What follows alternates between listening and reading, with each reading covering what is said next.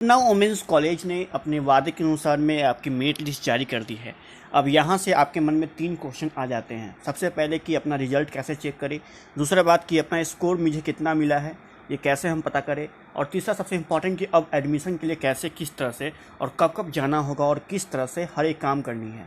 मतलब कि अभी से लेकर आपके एडमिशन तक की हर एक स्टेप आपको जानना बहुत इंपॉर्टेंट है।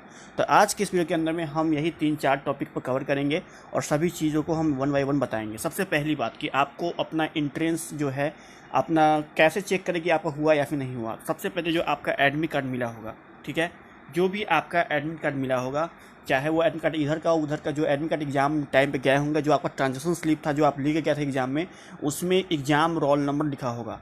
वही एग्जाम रोल नंबर लाकर आपको यहाँ पर चेक करना है अपना, और यहाँ पे देखना है आपको यहाँ पर किस तरह से आपका नाम अगर मैच कर रहा है कि नहीं कर रहा है। अगर मैच कर रहा है वो नाम, अगर रोल नंबर आपके उसका मैच कर रहा है, इसका मतलब आपको हो गया, ठीक है। दूसरी बात, एडमिशन कब लेंगे। अब देखिए इसके अंदर में अगर आप बीबीए वाले हो तो आपको टाइम दिया गया है। आज हो चुका है 30 तारीख और छठा महीना है जून, तो आपको 29 जुलाई से पहले तक एडमिशन ले लेना है। टाइमिंग 9 बजे से लेकर 10 बजे तक दी गई है। इंट्रेंस एग्जामिनेशन रोल नंबर के बारे में यहाँ बताया गया है। मतलब कुल मिला के टोटल आपको कुल 1 मंथ से 1 दिन कम पूरे 1 मंथ मिले एडमिशन के लिए। तो आप इस बीच में कभी भी जाकर बीबीए के लिए एडमिशन जाकर ले सकते हो। आपको बाकी इंस्ट्रक्शन के लिए पीडब्ल्यूसी बहुत ही जल्द जारी करेगी आपको यहाँ पर कि किस तरह से आना है, कैसे से जाना है। फिलहाल उसके अंदर में जो आपका एंट्रेंस एग्जाम होता है उसके बारे में आपको मैं ऑलरेडी बता दिया। वही चीज़ बीसीए को सेम डेट बताया गया कि आपको यहाँ पर एडमिशन के लिए 1 महीना टाइम मिला है और इतना के अंदर में आप जा सकते हो। फिर उसके बाद जो है आप एमबीआई को वही टाइम वही चीज़ दिया गया, सबको 1 मंथ तक का यहाँ पर टाइम दिया गया है। तो आप यहाँ से ध्यान से देख सकते हो। अब आते हैं सबसे पहली बात कि जो आप जब एडमिशन लेने जाओगे तो आपको 1 महीना के अंदर में कभी भी जाओ, या तो आप टाइम देख के चले जाओ।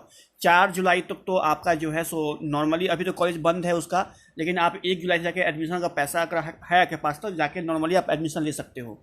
एडमिशन लेने से पहले ये सभी सर्टिफिकेट आपके पास रहना चाहिए।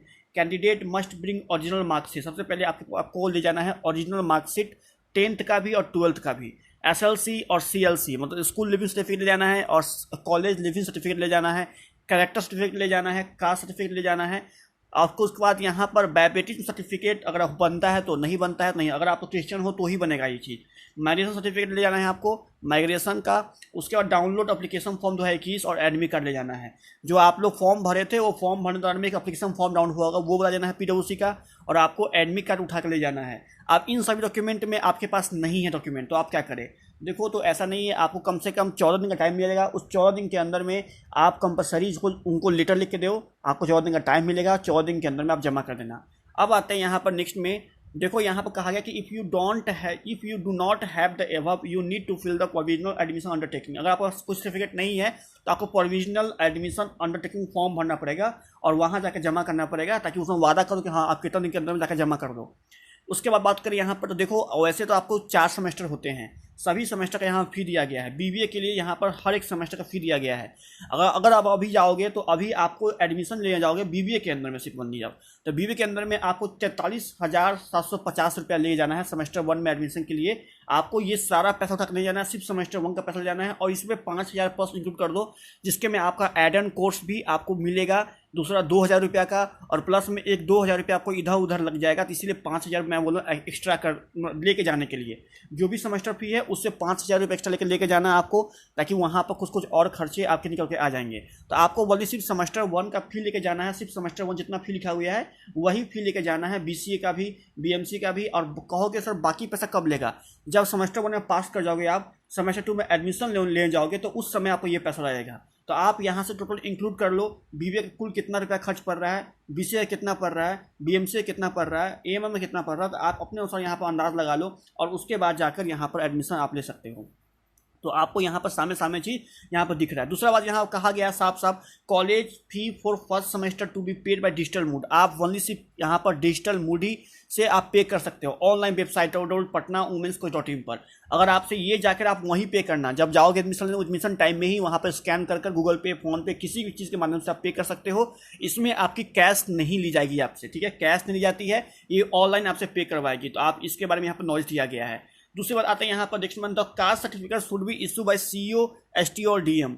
अगर आपका कास्ट इसके अंदर में है तो ही आपका कास्ट सर्टिफिकेट वैल्यूबल है, अगर नहीं है इससे साइन किया हुआ तो आप नहीं है। आप कैसे पता करो कि ये मेरा जो कास्ट सर्टिफिकेट ये CO, STO, DM है या नहीं है? तो जो आपका कास्ट सर्टिफिकेट है वो सबसे ऊपर में लिखा होगा CDM, CO, बाई STO। तो आप यहाँ तीनों में से कोई भी है तो आपका मैंडेटरी आपको इंपॉर्टेंट है, आपका हो जाएगा।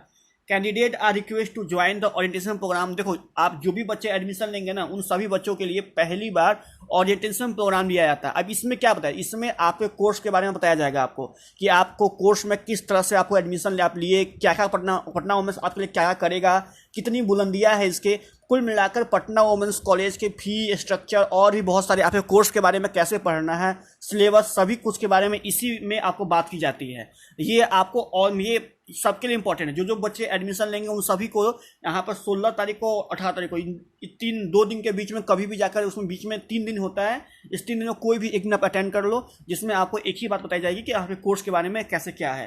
प्रॉपर जो क्लास चलेगा आपको वो अगस्त से चलेगा आपका। उसके बाद बात है candidate are request to take the admission of the अगर कैंडिडेट अगर आप समय जो तय सीमा है उसके अंदर एडमिशन नहीं लेते हो तो आपका एडमिशन कैंसिल कर दिया जाएगा, वो किसी और को दे दिया जाएगा। Selected candidate must have minimum 45% marks, और जिसके मैं तो ऑलरेडी आपको एलिजिबिलिटी पढ़े होंगे, कम से कम 45% आपका मार्क्स रहना चाहिए। SC/ST केस में अगर आप यहाँ पर कोई दूसरा हो, जैसे कि आप जो OBC हो, जनरल हो, तो उस केस में 50% मार्क्स आपका रहना चाहिए। प्लस में आपका जो चीज़ें हैं, जैसे BCA में मैथ इंपॉर्टेंट है, वो सब चीज़ें आपको पता है। अगर आपका कंपार्टमेंट लगा हुआ है या फिर आपका रिजल्ट पेंडिंग है, कंपार्टमेंट लगा हुआ है, तो आप इसमें एडमिशन मत लो, आप एलिजिबल नहीं हो। आपको वहाँ पर इंट्रेंस एग्जाम मतलब कि आपको इंट्रेंस एग्जाम में पास भले हो तो भी आपको एडमिशन नहीं लेगा। तो आप यहाँ पर आई थिंक समझ गए होंगे। सबसे पहले बता दूँ आपको, फिर से रिकॉल करवा दूँ कि आपको जाना है 29/7/2022 से पहले। पूरा 1 मंथ का टोटल टाइम मिला है, इसमें आप किसी भी दिन चले जाओ, संडे को छोड़कर, सैटरडे को छोड़कर आप चले जाओ, 2 तारीख को चले जाओ या 3 को जाओ या 5 को जाओ, उससे मतलब नहीं है। कभी भी जाकर 1 महीने के अंदर में आप एडमिशन जाके इससे जहाँ से जाकर ले सकते हो। अब आते हैं दोस्तों यहाँ पर कि जिन बच्चों का सिलेक्शन नहीं हुआ है वो क्या करेंगे। देखो जिन पर सिलेक्शन नहीं हुआ है तो वो वेट करेंगे सेकेंड लिस्ट का। टोटल कुल मिलाकर जो सीटें हैं वो बहुत ज़्यादा है, लेकिन 105-106 बच्चे का ही रिजल्ट जारी किया गया है। इसकी सेकेंड लिस्ट भी आएगी।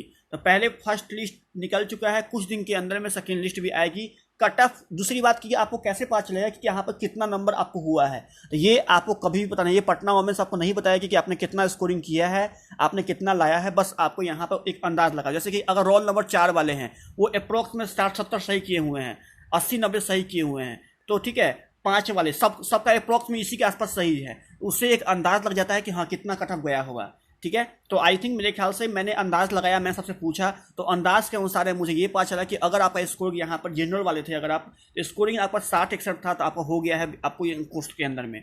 ठीक है, अगर जनरल के अंदर में आप आते हैं 60 से लेकर 65 के बीच में था स्कोरिंग करके आप आए हुए थे तो आपको रेंडमली यहाँ पर ये उठा लिया गया है। ठीक है, तो आप यहाँ पर उससे अपना अंदाज भी लगा सकते हो और अपने आप को पता भी कर सकते हो। तो बस यही था, thank you so much. I think मेरे ख्याल से हर एक चीज़ आपको समझ में आ गई होगी, एडमिशन में कैसे जाना, किस जाना है। उसके बाद आप लोगों को दूसरी बात कि आप लोग कुछ बच्चे बोले सर क्या मॉक टेस्ट ली जाएगी, क्या मुझे इंटरव्यू, भाई कुछ नहीं जाएगी।